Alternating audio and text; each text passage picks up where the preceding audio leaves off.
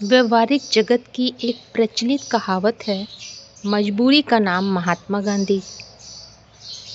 तो समझते हैं इसका आध्यात्मिक रहस्य क्या है। व्यवहारिक जगत में लोक व्यवहार में तो ये वाक्य व्यंग्य की तरह बोला जाता है। माना जब कोई विकल्प नहीं होता है तो हम उसे आदर्श का नाम दे देते हैं, लेकिन आध्यात्म में इसके बिल्कुल विपरीत अर्थ हो जाते हैं। आध्यात्म में यही वाक्य दर्पण साबित हो जाता है साधक के लिए, पुरुषार्थी के लिए। कैसे, इसे उदाहरण से समझते हैं।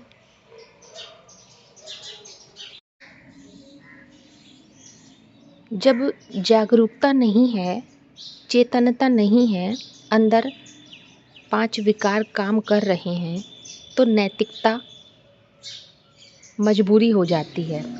कैसे? मजबूरी क्या है? मैं स्वतंत्र नहीं हूँ, परिस्थिति मुझे चला रही है, भीतर डर है, इसीलिए समझौते की मजबूरी है। जैसे कोई व्यक्ति ऑफिस में काम करता है, उसका बॉस उसको रोज़ डांटता है, वो रोज़ डांट खाकर भी चुप रहता है, तो लोग कहते हैं देखो कितना शांत है, कितना सहनशील है। पर सच्चाई क्या है? वो चुप इसलिए है कि नौकरी चली जाएगी, ईएमआई भरनी है, बाल बच्चों का पालन पोषण करना है, उसका परिवार निर्भर है। ये उसकी मजबूरी है, ये अहिंसा नहीं। क्योंकि गांधी सिर्फ एक व्यक्ति का नहीं, सिद्धांत का नाम है। सत्य, अहिंसा और स्व अनुशासन का। इसीलिए कहावत में बोला जाता है, मजबूरी का नाम महात्मा गांधी। मजबूर का नहीं बोला, माना सिर्फ एक व्यक्ति की बात नहीं, ये पूरा एक पैकेज है सिद्धांत का। सत्य, अहिंसा और स्व अनुशासन। तो इस सीन में क्या हुआ, बाहर से प्रेशर पड़ा तो उसको अहिंसा और अनुशासन का पालन करना पड़ा, ये उसकी मजबूरी थी। अब एक दूसरा सीन देखते हैं।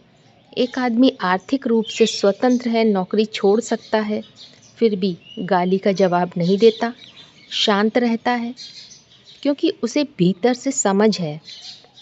अब यहाँ मजबूरी नहीं, उसका चयन है, चुनाव है। तो यहाँ से असली महात्मा माने महात्मापन शुरू होता है।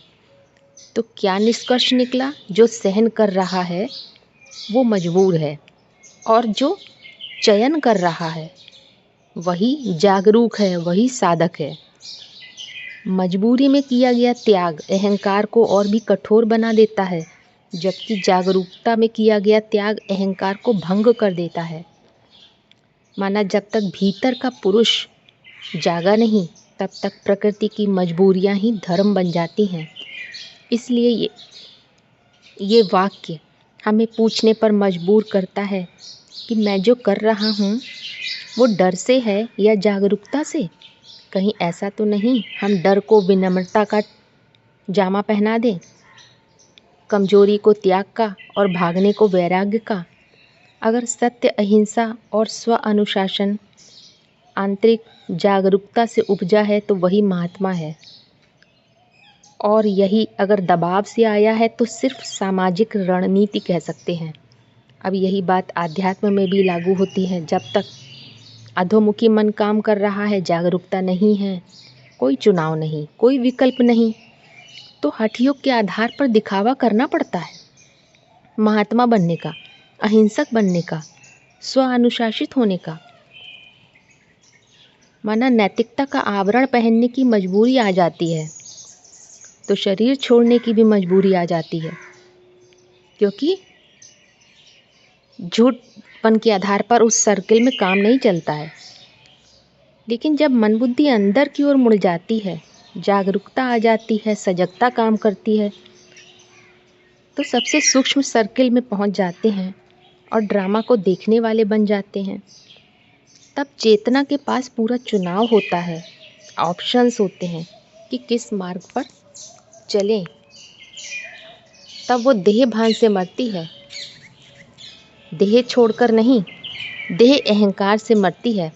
अब वहाँ नैतिकता को मजबूरी से धारण नहीं किया जाता है, क्योंकि महानता ही कार्य करती है वहाँ।